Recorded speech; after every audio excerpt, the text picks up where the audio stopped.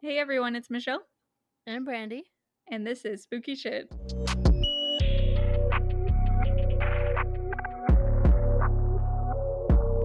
So, this week we're going to be talking about haunted objects. I am starting out talking about the Hands Resist Him painting. Oh. Yeah, And then, Brandy didn't know that. yeah, I didn't know that. And then I'm going to talk about Busby's stoop chair. Warning: this episode may contain graphic details. Listener discretion is advised. So, before talking about the actual painting, I'm going to give you a little bit of backstory on the artist. Bill Stoneham was born in Boston, Massachusetts in 1947, where he lived in an orphanage for 9 years, 9 months. Ooh, a little bit different. Yeah, just a little bit. Just a little bit. He was eventually adopted, and with his parents, he moved to Chicago, where they stayed at his grandma's apartment to save money while his dad traveled for work. Later on, the family moved to Southern California, where he was raised. Despite never knowing his birth parents, Bill did know that his biological mom painted throughout her life, and later found out that he had half siblings and one full biological sister. Bill was a good student and got a degree in Associate of Arts, but decided not to continue his education beyond this, as he felt he only needed to know the basics of materials and techniques as far as art went. 1972 is when his career as an artist really began, and he was contracted by Charles Fainerton. That's it. Those galleries for 2 years. He agreed to produce 2 paintings every month for $200 each. I wonder if that was a lot of money back then. So that's not a lot of money. Yeah. But it was at this gallery where Bill debuted as a one-man show in 1974. This show was reviewed for the LA Times, where an art critic wrote, "William Stoneham's paintings are at their best when at their weirdest. In those instances, the young artist comes close to inventing the first truly neo-surrealist painting I have encountered to date that extends the surrealist fantasies into the contemporary realm. The best works here deserve the attention of collectors devoted to traditional surrealism without objecting to a good many new and startling twists." Despite this positive review, he only sold 1 painting during the show. The Hands Resist Him. So, The Hands Resist Him was a self-portrait of Bill depicting him as a 5-year-old next to a child-sized doll. Already sounds like it's off to a bad start, honestly, with the child-sized doll. Already. And to make it worse, the two are standing in front of a glass window where you can see disembodied hands floating on the other side of the glass. Bill painted this in 1972 using his own experience as an inspiration and a picture from his childhood as a reference. In this picture, he's standing with a little girl he would play with near a Chicago apartment. So it was not a creepy life-size doll, at least in real life.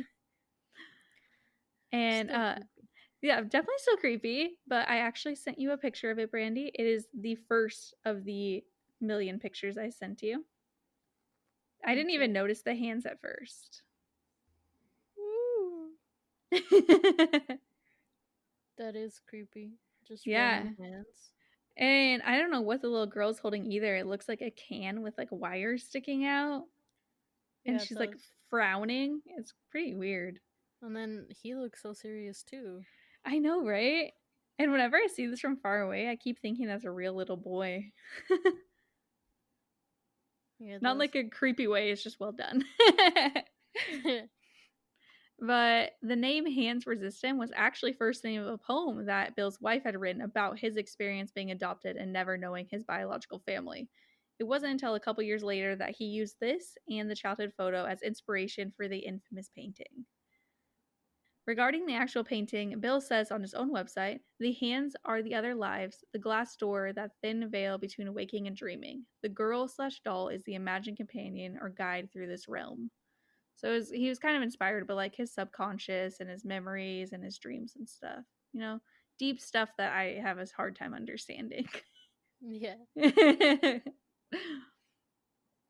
Just a few years after the show where the painting sold, in 1978, the art critic who reviewed the show had died. I did some research and found that the critic, named Henry Seldis, died the night before his 53rd birthday of an apparent suicide. He had apparently been suffering from depression since a divorce and had previously been treated for an overdose of pills the year before his death.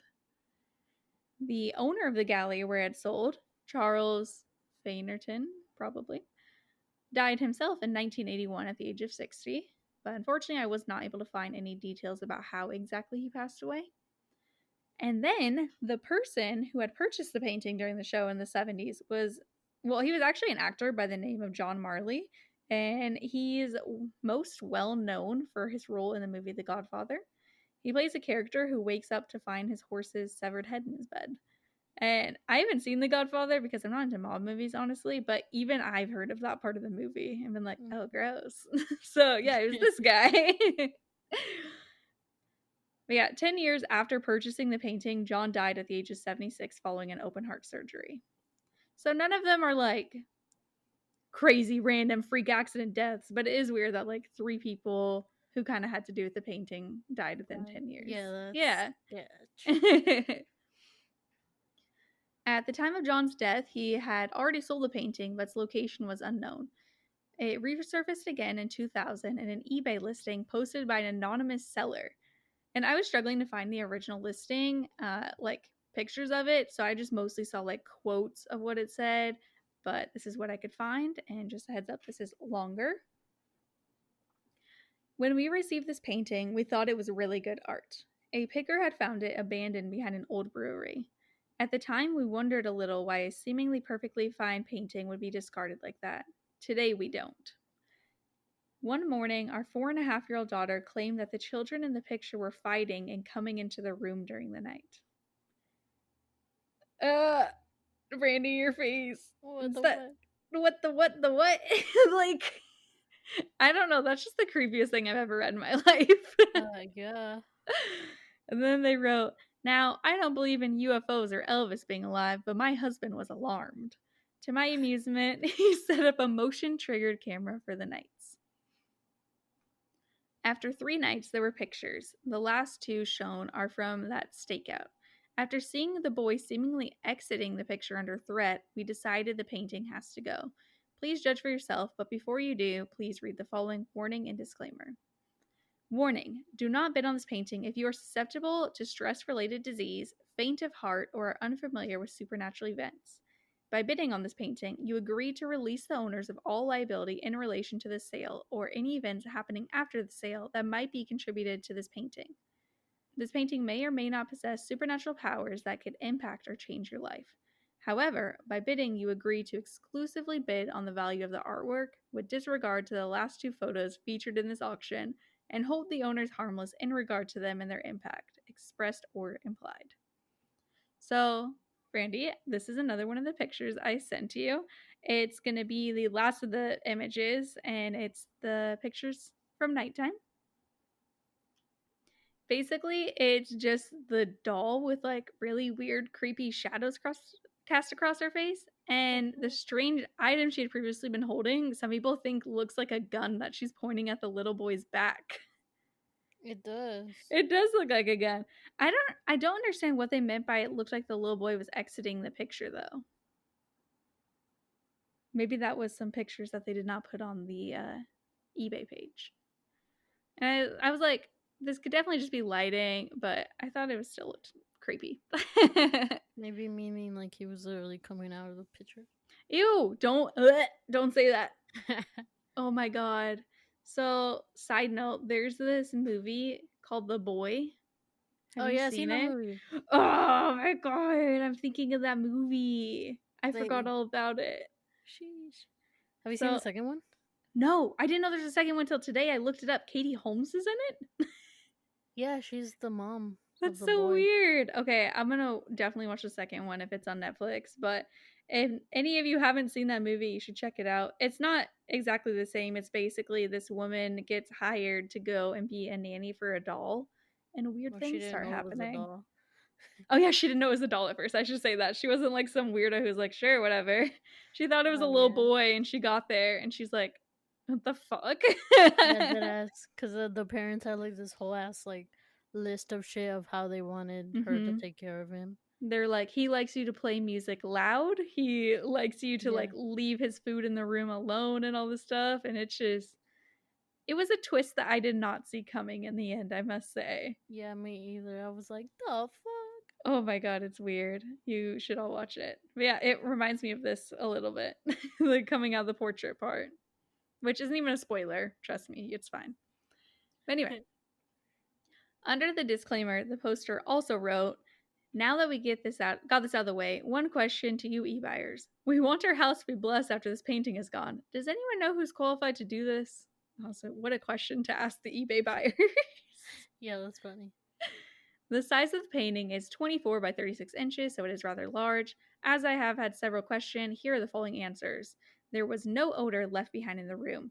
There were no voices or the smell of gunpowder. No footprints or strange fluids on the wall. To deter questions in this direction, there are no ghosts in this world, no supernatural powers. This is just a painting, and most of these things have an explanation. In this case, probably a fluke lighting effect. I encourage you to bid on the artwork and consider the last two paragraphs as pure entertainment, and please do not take them into consideration when bidding. And I thought that was just weird. I'm like, why write all this stuff about how it's haunted and shit and then be like, ghosts aren't real, you guys, don't worry. Yeah, that's weird. I don't, they must have like been getting a lot of emails or something, but I thought that was so strange. The post itself was seen over 30,000 times, and reportedly some people who viewed it would begin to feel strange. Some went as far as to say it made them feel sick or black out. Others began to have strange visitors in the night. I don't know if that means like bad dreams or like a creepy little boy and a doll coming into the room, but hopefully it's just dreams. I'm scared now. Yeah, what the fuck? It's also said that children would begin to cry or scream when looking at the pictures. So, don't show any children. The listings bidding began at $199 and eventually was sold for $1,025 after being bid on 30 times. Damn. I know. It kind of made me sad because I was like, I bet Bill didn't even make that much for it. Yeah. And this like resellers getting it. It'd be like that though. It really do. The buyer, who is in, I believe that they were a gallery owner, like an art collector, they said they did not experience anything out of the ordinary following the purchase of painting, just harassment of others by email. And they wrote, I wish I could report a bizarre happening or mind possession type of thing, but the unusual things started happening with the first email and counting. Prayers and quotes from the scriptures from a man of faith. Advice as to how to cleanse my residence of this evil thing from a Native American shaman in Mississippi. Reports of people being repulsed, made physically ill, or suffering from a blackout/mind control experiences. I've been informed that over 34,000 people on eBay alone have reviewed this item. People want to know how I can live with this sort of thing, or want to buy a life-size reproduction. If anything, this is the real story. I had never received an email before that wasn't from some online porn site, and the only apparent reason I get these is because I fit the profile.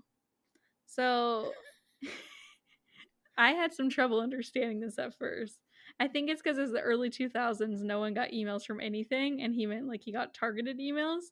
But I was tripping when I read this at first. I was like, why are you telling us all about your porn site emails? Like, but you know, it was like 2000. So basically they said the only weird thing was that a bunch of people started to email them. Or they're lying to cover up for the boy and the doll. In 2004 and 2012, Bill painted two sequels to The Hands Resistant, entitled Resistance at the Threshold and Threshold of Revelation. In the first sequel, the little boy is now an old man, and the doll appears to be taking off her face like a mask, which I sent you, Brandy. It is the second image. And actually, she's not taking off the mask. One of the disembodied hands is. Oh, damn. It's definitely a lot clearer. Yeah. And the boy is old as fuck. Yeah, I think it was supposed to be another self-portrait. He got older. Are those big bees? I was wondering the same thing. It looks like two like giant wasps are flying into it too. I don't know. I don't know how to interpret it. The doll looks like it's floating too. Oh, the doll is floating. I didn't even realize. Yeah, the doll's floating and one of the hands is taking like a mask off of her. And it looks like they're still outside. And then the other sequel, which was called The Threshold of Revelation, the two are seen again. This time it looks like they're in like a sewer though. And he's still an old man, but the doll has now become a real girl, and she's holding the doll's mask. And that was the third picture. That's fucking weird. The hands were still there, though. Wait, I didn't... How did I not notice the hand? It's like a pile of hands. It's like a pile of hands, and it looks like it's blocking them from getting to that pretty area over there. Oh my gosh, like the hands are trapping them. Ew. So... A platypus in his hand? I have no idea. It looks like a jacked up fish. So, your boy Zach Baggins. I know. How does he fit in here? He's in every story. Yeah, he always... He's probably in your story too, is he? No, he... Wait, actually, he might... Not by name, but I Okay. think he was on... Wait, he does Unsolved Mysteries, right? I don't know if he does Unsolved Mysteries. I think he does Ghost Adventures. Oh, then... I was gonna lose my mind if he was actually in yours. No, he's not. Okay. But yeah, Zach Baggins, if you don't know, he's in Ghost Adventures, and he's a paranormal investigator who we've mentioned a million times previously. But he actually tried to buy the original painting from the eBay buyer, but they were unable to make a deal. Damn. Yeah, it's funny. So following this, he reached out to Bill and eventually commissioned a prequel to the painting titled The Hands Invent Him, created in 2017. This painting depicts the other side of the glass window, where a little boy is standing in a neglected room holding a paintbrush. Around the room are branches and other items lying around that seem like they could be causing the hand shapes on the other side of the glass. So I sent you that one as well, Brandy. It's the second to last one. I thought it was really interesting because in the first one it's creepy because there's all these hands, and then the second side is kind of showing like a different perspective, like, oh, these branches are causing it, or the shadow of like this bike is causing it. But there still is a hand if you look at the top of the tricycle. Yeah. Yeah, there's a creepy little tricycle with a hand on it. I mean, it's weird. There's like a hand on the wall. Oh, I didn't see that. I see that now. The handprint. It also looks like something's hanging from the branch. It does. I don't know what that's supposed to be. It's pretty creepy. And in his hand, too, it looks like something's hanging upside down. Oh, kind of looks like he's holding like a doll upside down. Do you see the top left corner, too? I was just going to say, Brandy, is that just like a bunch of skulls and it like... creepy! Oh my gosh. Yeah, I'm going to be uploading pictures of all these, so don't you worry. I could look at this for like an hour and be like, oh my god, I didn't notice that part. Yeah, his face too. Yeah, he doesn't look like the happy-go-lucky 5-year-old from before, that's for sure. It's still a kid, though. It's those super weird creepy. Dolls coming out of the ground. Oh, gross. Yeah, there's 2 dolls coming out of the ground as well. Oh my god, creepy. I didn't even notice a lot of this stuff. But yeah. So Zach wrote in an article about the original painting that while he was awaiting the arrival of the prequel, he began to experience some eerie things because he's Zach Baggins and that's what he does. While it was on the way, several employees at the haunted mansion owned by him began to report hearing the sound of a child's tricycle traveling around the halls of the building. And this was often accompanied by the sound of a bicycle bell ringing. And in the oddities room, which I guess is a room at his museum, a light bulb randomly exploded above an old coin-op machine that was on display. And this machine, according to Zach, had a long hose coming out of it with a hand on the end. And when the painting actually arrived, Zach was shocked to see it because Bill had wanted to wait until it was there to show Zach the piece of art. So he hadn't necessarily connected these strange experiences to the art that he ordered. But when he saw it, he immediately noticed in the painting there was a long hose-like thing with a hand on it that was ringing the bell of the bicycle. Yeah, that's fucking weird. It's so weird, right? Yeah, and he was saying, like, even just talking to the guy on the phone, he felt like a weird connection to him. The artist himself, like, is like, yeah, I don't know. But I don't know. It's such a Zach Baggins thing. As of today, the hand to resist him is kept in the storage of the gallery owner who purchased it from eBay all those years ago, which kind of seems like a waste because it's a pretty cool piece of art. But it's none of my business. As for Bill, while he struggled to provide for his family as a painter from 1974 until 1992, he eventually did begin to work in the film industry and was later hired by LucasArts Entertainment. Working in this industry gave him a new perspective and experience, and today he works alone as a painter in his home studio in Washington, where he also lives with his wife, who is also a painter. So he actually finished up the painting series just this year with a piece named What Remains. Brandy, this is the one I just sent you. So you could go check that out. But this painting depicts what to me looks like a human skull with two shoes next to it. While on the top of this painting, you could see someone's legs are hanging down, which I imagine is the doll. So I think my interpretation is like that the old man has died while the doll turned into a girl and she lives on, but art's subjective. So, maybe you'll feel some other type of way. I don't know, it's still creepy. Still super, super creepy. And I just noticed in the bottom left corner is that can with the wire things that she was holding in the first one. Yeah, that's literally what I was gonna say. I didn't notice that. What do you think is this like a room, or is this supposed to be like, is this supposed to be the original glass window? Like it's opening up into like a portal or something almost? It looks like a Does portal that sound to hell. insane? It kind of looks like a portal to hell. It's like all red in the middle. I cannot tell what's happening, but I'm emo, so this is personally my favorite of all the paintings he did.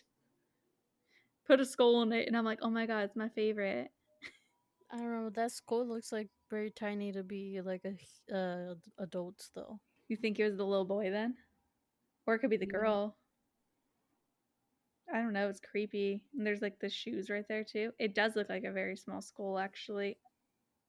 I don't know. It's weird. But yeah, the main thing that got me to talk about this story was that a little kid said that the paintings would get out of the painting and fight with each other. And I was like, that's suddenly my new worst nightmare I didn't know I had. It's so scary. Oh my god. And then for their parent to write right after that, well, ghosts aren't real, and I'm like, you made them sound like it was pretty real a second ago. Yeah, that is it for my story. I'm gonna upload pictures of all of these, so don't any of you worry. Just make sure to check them out on Twitter and Instagram. Damn. It's an interesting one. Yeah, it's creepy. I don't like any of those paintings. If you had to choose one, which would you choose, Brandy? To hang in your house? No. Maybe I wouldn't choose the creepiest one to hang in my house then. They're all creepy. I don't know. They're all creepy. I don't know. The sewer one is probably the least creepy. Yeah, that's the most like colorful one. I think that's why, because there's a lot of blue in it, and I'm like, alright, that's kind of chill. It's fucking weird. But it's still creepy because there's still the hands like in a pile and like her holding the doll's mask. Blech. No. But yeah, I'm ready for your story now. All right. So I'm gonna talk about the I hope I'm saying that right. The Busby stoop chair. It is also known as Dead Man's Chair. Oh. And also known as the Chair of Death. What a name for a chair. It's a scary chair. Yeah, sounds like it. So yeah. This haunted oak chair was apparently the favorite chair of a man named Thomas Busby. Thomas. Thomas was an alcoholic, criminal, and murderer. Oh, cool, Thomas. That's not very cool, Thomas, I should say. Actually, on one article, it said that he was a striper, but I swear, when I first read it, I read stripper. Oh, you're like, wow, he had a lot of jobs. Yeah, that ass, like, when I was like, oh, he's a stripper, and then literally when I was writing down my notes, like, I looked at it again, and I was like, oh shit, that's not stripper. I kind of wish you would have said stripper, so I started believing it. We get all of our listeners to believe it. I'm like, wow, this guy was a stripper, murderer, and probably like the fucking 1800s or something, I imagine. Can you hear that? No. Okay, good. There's the husky next door is being the most. Honestly, since I just told you that creepy story and the way you looked up, you looked really serious. I was like, hear what? No, it's because he's being crying. He's like, Huskies like are super so dramatic. talkative. They're hilarious. Yeah, it is. It's hilarious. But it's because, like, our neighbors are scandalous as fuck. And it was, like, two different couples, and they each had a husky. But one of the Oh. couples left, and they took their dog. Oh, dang. So the other one's, like, sad. He's even though- lonely. Yeah, it's lonely. Even though they would literally fight all fucking day, you would just hear them, like, growl at each other. They were talking. No, like, you can hear them, like, fighting. Oh my gosh. Well, because one of them was a girl, and one of them was a boy. Mm-hmm. And the boy would always, like, try to, you know? Get on her. Yeah. She's like, And hell she would no. always get super pissed. Yeah, she was probably glad to be away from him. Probably. It might be the boy that's here, I don't know. Probably. He's like, give me bitches. He's like, I miss my bitch. Oh my god. Sorry for the tangent.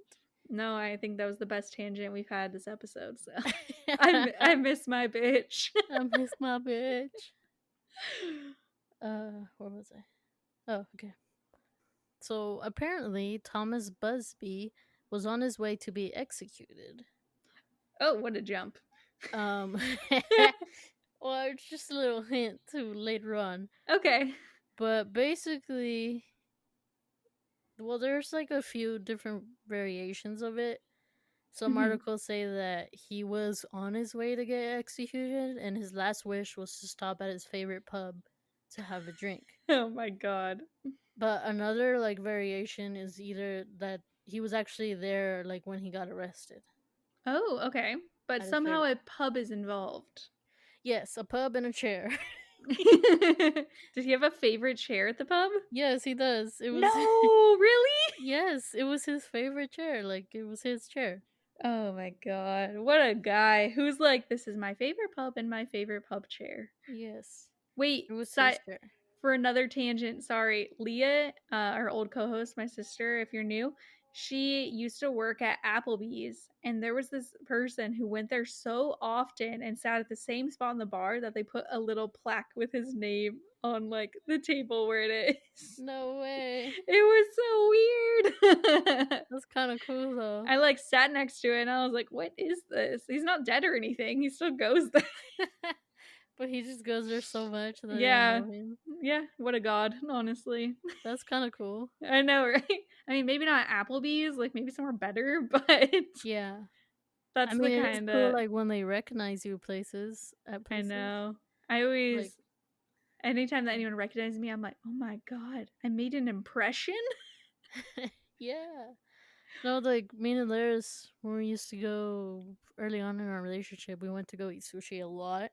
Okay. That literally one of the waitresses like knew our order. Like Oh she my knew us. gosh, And that's she so was cool. like, "Do you guys want the usual?" And we'll be like, "Yeah." I've always wanted to go somewhere where they're like the usual because they know me so well. Yeah, it's like we always get the same shit too. Oh my god, that's amazing. And then also too, like at Starbucks by work, they know me. Really? Yeah. That's hilarious. Well, it's because I always do mobile order, and they just like know my Oh face. yeah. They're Yeah, always like, "Hi, Brandy, how are ya?" I've never had anyone like that. The closest I had was like flying to Hawaii a couple of years ago. We had the same flight attendant on our flight back. We were only there for like fucking 3 nights. And then they asked me if I was on the flight on the way there. And I was like, yeah, I was. And that's the closest I've been to being recognized by someone. That's cool. Yeah, you're like, that's fucking lame. No, that's cool that she like remembered you guys because she must see like hella people. I know, I was surprised. And honestly, I feel anxious about weird stuff. So at first, whenever I saw it was the same flight attendant, I felt anxious until she acknowledged that she remembered me as well. And then I felt fine. Anyways, I had my second therapy session today, so I'll be better soon.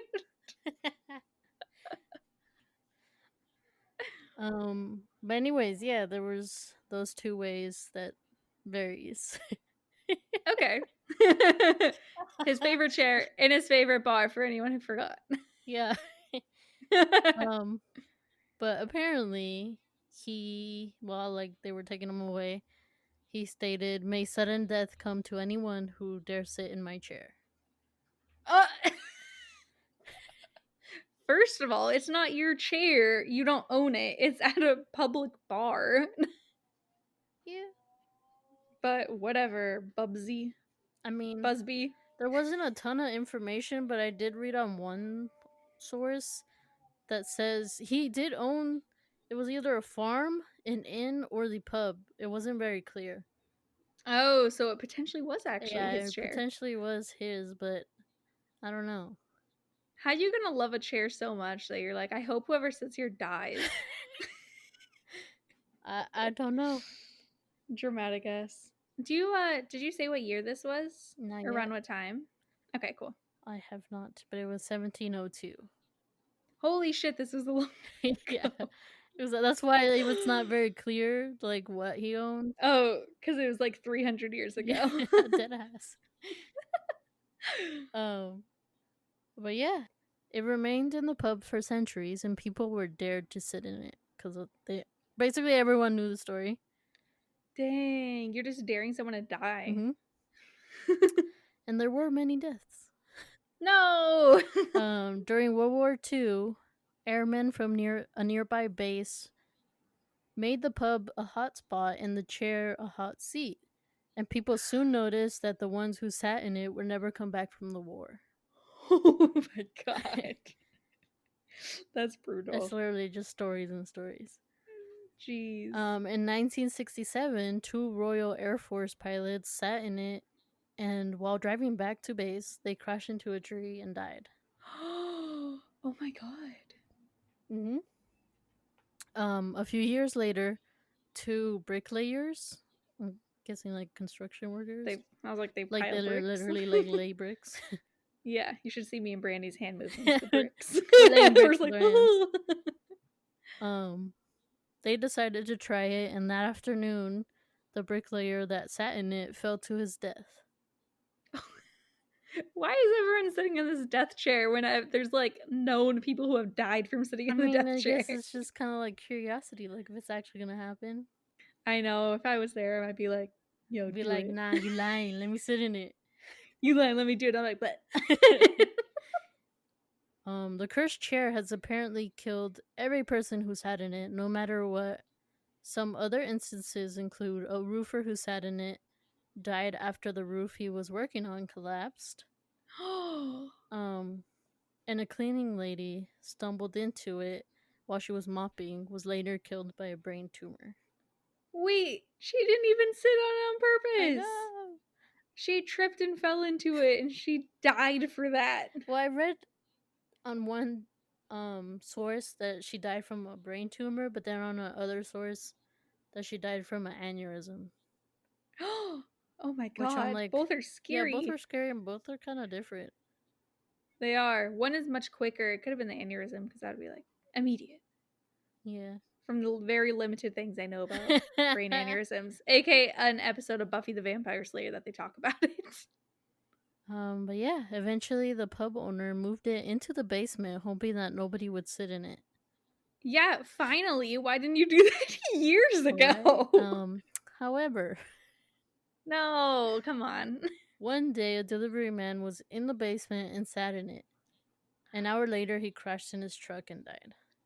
Oh my god. But I guess the pub owner, like, I read in one source that the delivery guy was like, yo, that chair you have downstairs is, like, really comfortable.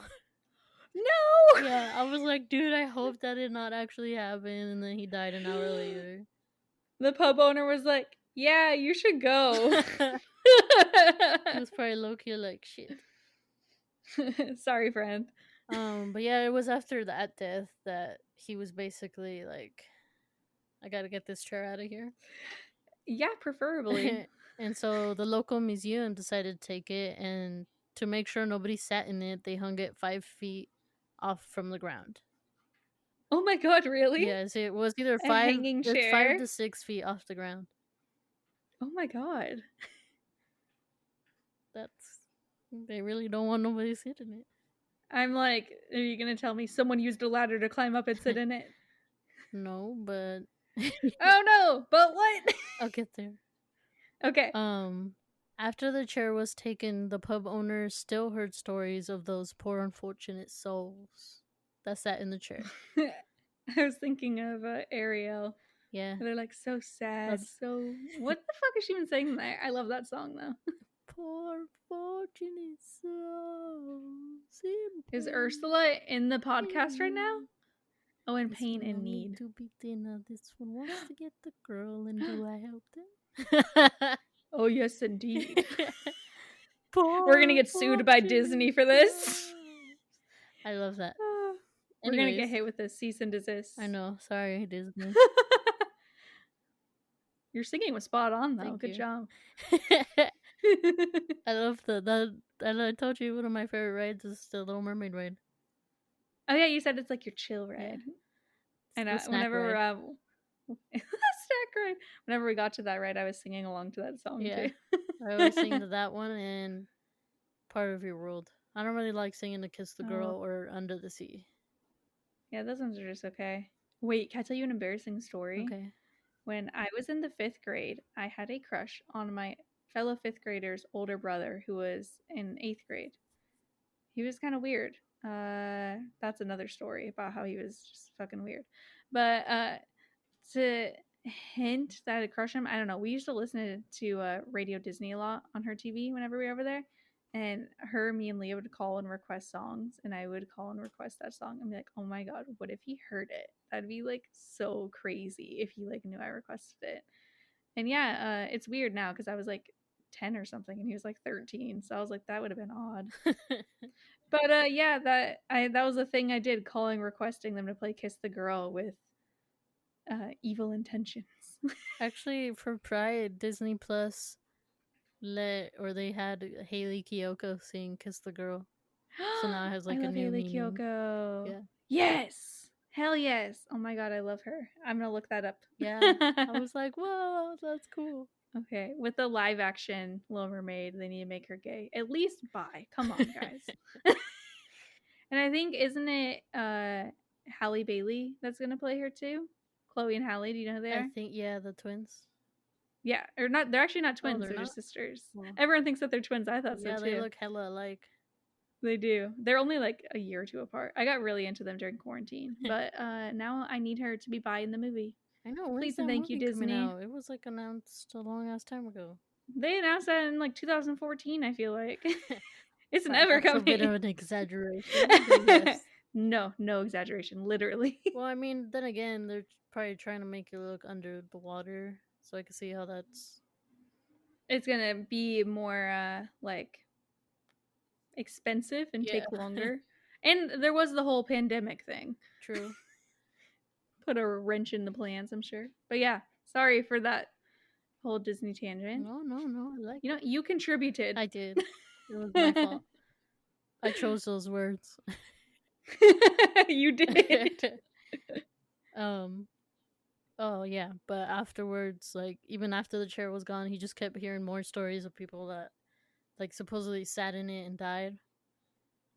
Dang. Like, do you know if it was like they sat in the past and died like later on, or if he just hadn't heard these stories before as they were happening? From my understanding, he just hadn't heard it. He was hearing them all and he was like, oh my god, why did I take so long to get rid of this chair? Like he heard of another story of World War II of a truck driver that picked up it was either 1 or 2 airmen, and that they asked him to stop at the pub, and while they were in the restroom, the driver unknowingly sat in the chair, and I guess the airman took forever to get out of the bathroom or something, so the driver ended up leaving. And when the airman actually, I guess, got really pissed and had to go back to base. Yeah. And basically, he basically found the driver and killed him. Wait, that's not where I saw that story going at all. Yeah. I thought you were going to say like the car crash and he was just angry or something. Oh my god. He killed him because he was so mad about it? I guess. Yo, that spirit of Busby or whatever took over him. But I swear to God. Very angry and impatient man. Yeah, he fucking sounds like it. Who's like, one of their final words are, whoever sits in this chair is gonna die, motherfuckers. True. But yeah, for over 300 years, mystery and speculation has surrounded the famous chair. Jeez. Now I'm going to talk more about the infamous owner, Thomas Busby. Oh God, tell me more about this motherfucker. So Thomas was the original owner of what is now known as the Busby Stoop Inn, which is located in Kirby Wisk, a small village near the town of Thirsk in New Yorkshire. Whoa, that's like England. Yeah. England. That's a little Deep in England. deep in England. Excuse me. England. England. Robert's gonna hate me whenever we start going to Europe, and I'm like, "Oh, we need to go to this little village." He's gonna be like, "Oh yeah, is it like really pretty?" And I'm like, "Yeah, for sure." And I'm gonna be like, "Look at this fucking chair." Yeah. You gotta go to the Thirsk Museum. Oh yeah, the Thirsk Museum just to see a chair. Oh, I would totally do that. But yeah, the death of Thomas has been popularly. Popularly? Popularly. Wait, why does that sound burglarly? Yeah, it does. I think it's popularly. No. Yeah, I think is that. it? I think I said it early. Popularly. Why did I add an extra E? The burglarly is strong in this one. The death of Thomas has popularly associated with the number of fatalities that occurred later in history, mostly because of the chair itself. Dang. But they He all basically know it was murdered all them. Busby's chair. Yeah. But yeah, Thomas was married to this woman named Elizabeth. And in 1702, he had a meeting with his father-in-law, Daniel Audie. I think that's how you pronounce it. Okay. With whom he had become a partner in petty crime with. They apparently... Oh, Isn't that nice? Bonding oh time. no. But they apparently ran a coin counterfeiting business along with other criminal enterprises. What a 1700s thing to do. Right? Forging fake coins. Fake coins. I mean, they did other sketchy stuff, but that was like the main thing. That one's the funniest, I must say. Probably.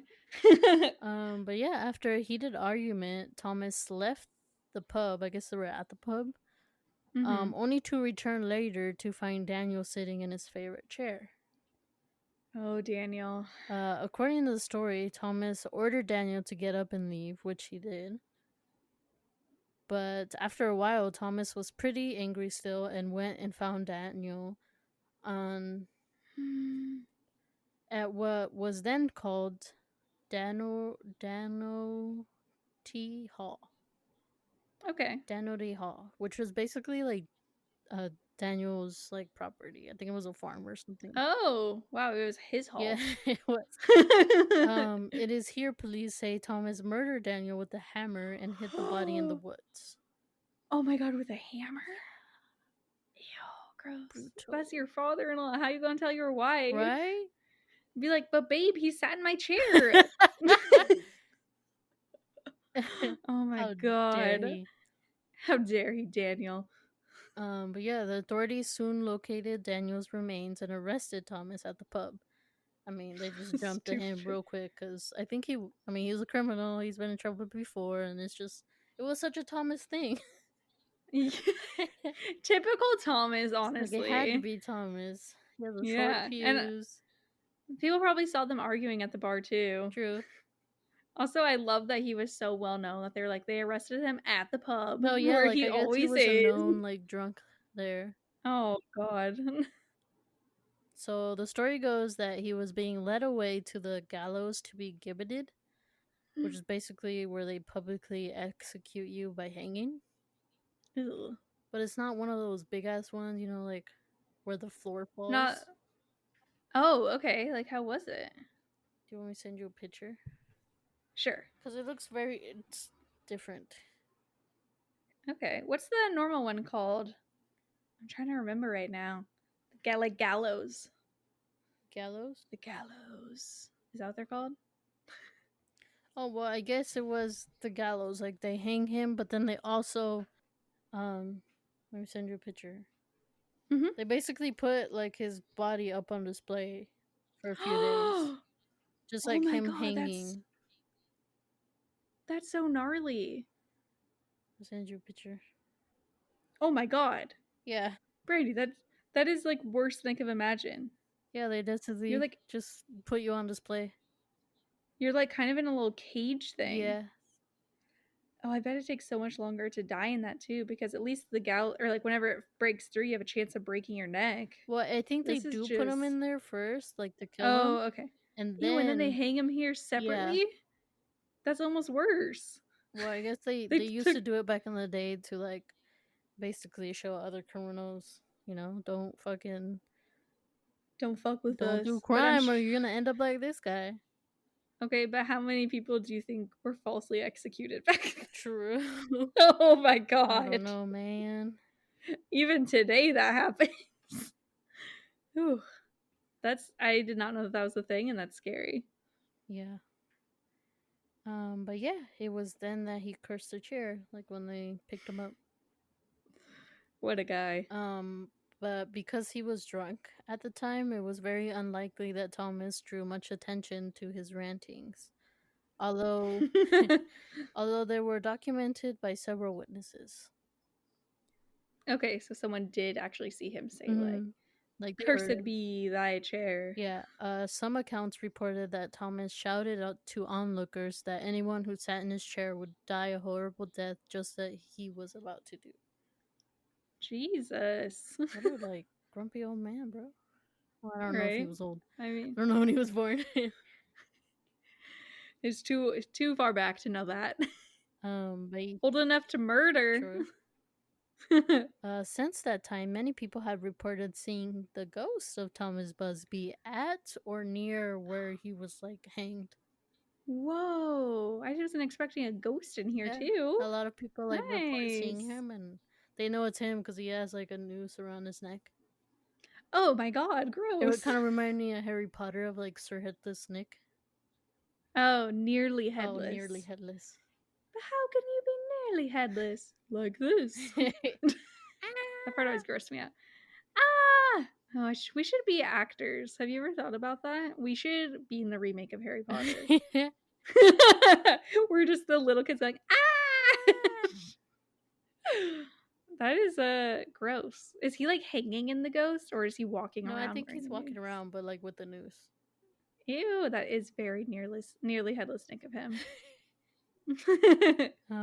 But yeah, in the late 1800s, a chimney sweep and his friend were sitting in the pub, and the sweep, who apparently had occupied the Busby stoop chair, was found dead the next morning on a gate post next to the old hangman's gibbet. Ew, Basically, they found him hanging, and they ruled it a suicide. Anytime I hear of someone publicly hanging themselves somewhere, I'm like, this doesn't sound like a suicide. Yeah, that's sus. It's very sus. It was a chair. Ugh. It was Busby. Ew, He said, "Catch me outside," and then he hung him. Stupid. How about that? There are also accounts of several motorcyclists and bicyclists who, after stopping at the inn for a drink, were later involved in fatal collisions with automobiles. I feel like this bar owner should be in jail. It's not his fault. Why did he put this fucking chair away? I don't know. Was there like a warning sign? I don't think so. It was just kind of like. Well, you said, yeah, it's word of mouth. Yeah. I'm just thinking of the poor housekeeper who accidentally fell into it and fucking died. So sad. One man who sat in the Busby chair of death died of a massive heart attack the following night. Ugh. A hitchhiker who had spent time at the pub for refreshment was struck and killed by an automobile 2 days later. Oh my god. A lot of them are like vehicle related too. Yeah. Ugh. The inn itself was becoming more and more famous as these stories became widely circulated. The death pub. Yeah. Most folks agreed that it was either the most amazing of coincidences or an example of actual cursed enchantment. Wow. If that's a coincidence, that's like fucking There's wild too many coincidence. to be. There's so There's too many. many Oh to my be god. coincidences. That is crazy. And there's probably more. They're just like aren't online. People who didn't know the story and didn't share Yeah. it. Shout to me like, oh my god, the day after we were drinking, my loved one died. Yeah, that's Yeah. But yeah, the pub was later owned by a brewery and the chair was removed in the 1970s. No one has sat in the famous haunted chair since 1978. Oh, thank God. It's a favorite stop for inquisitive ghost hunters and curious tourists. Yeah, whenever I go to England, I'm going to go and check that off my list. I'll be like, weird death stoop. Yeah, Done. like it's literally hanging in the corner. Oh my gosh, that is so funny. But yeah, it is said that for some time prior to the death, the person who sat in the chair experiences haunting experiences, including extreme itching, paranoia, hearing things, confusion, items being moved, written warnings on mirrors and walls about the person's imminent death, in addition to many other strange happenings. That's scary. It's not even just you die, it's like you're being terrorized for a couple days Right? first. Like, I feel like those people that die like a few days later, they probably went through all that. Ooh. Yeah, they probably had a rough go of it. But yeah, the owner basically donated the chair and was like, I just have one condition, you know, don't let anybody sit in it. And so that's why they hung it up. I like that he has the audacity to say that after like 100 people have died. Right? Don't make my mistakes, kids. Cooper Harding, a manager of the Thrift Museum, says many people have either tried to or have requested to have the chair brought down to try to sit on it.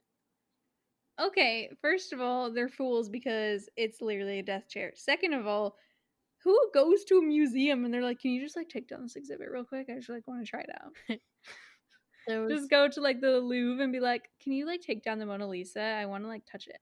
Right? That's fucking weird. It's so weird. I read on one source that some like Japanese like film team like literally ended up suing the museum for like not letting them like get the chair down and sit on it.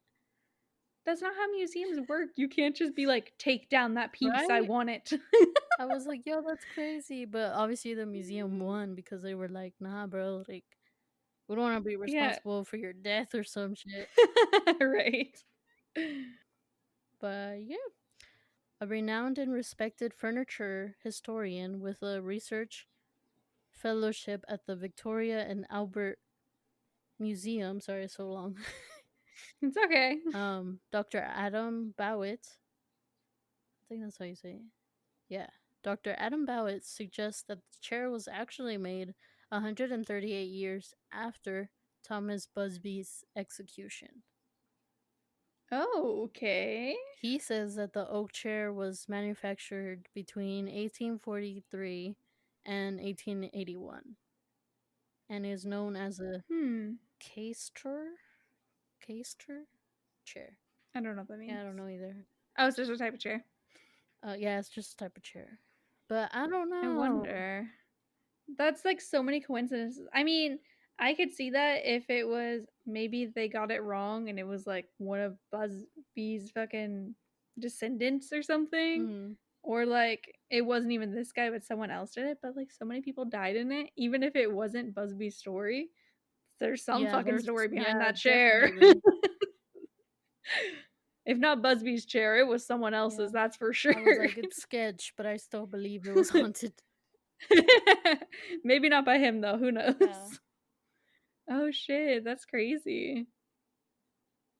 It's always weird whenever the stories end with like, and the chair was actually made 100 years later, and it's like, well, why is it haunted then? Yeah, it's like, was it though?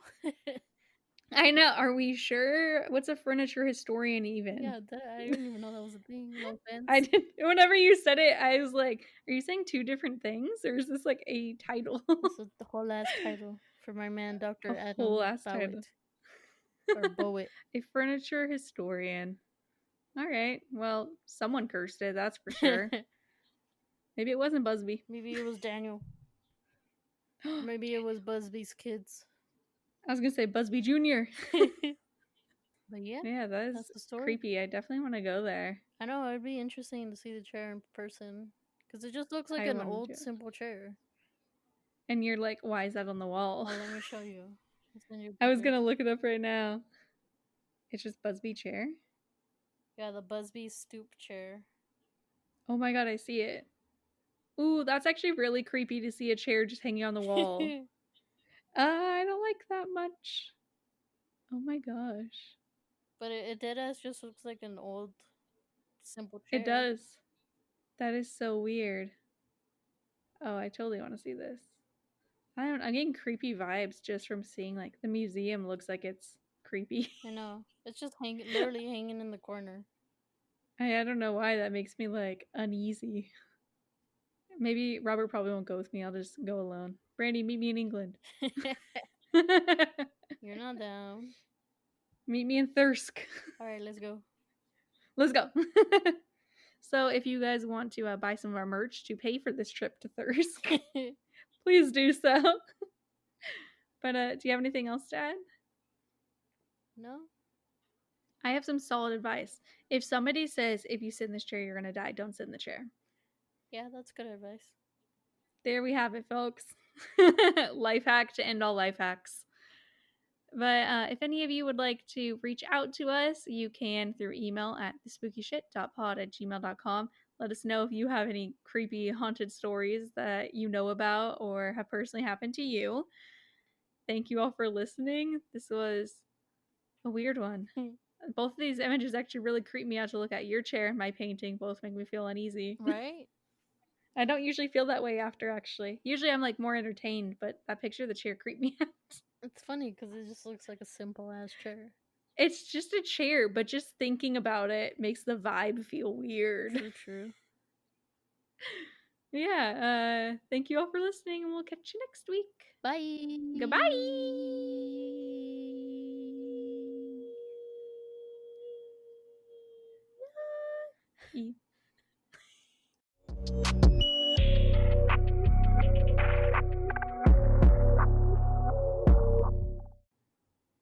Hey everyone, it's Michelle. Oh, sorry. I thought it was my mic, and I was like, what is this echo? Ready Oh, now? Yeah, sorry. Okay, it's okay.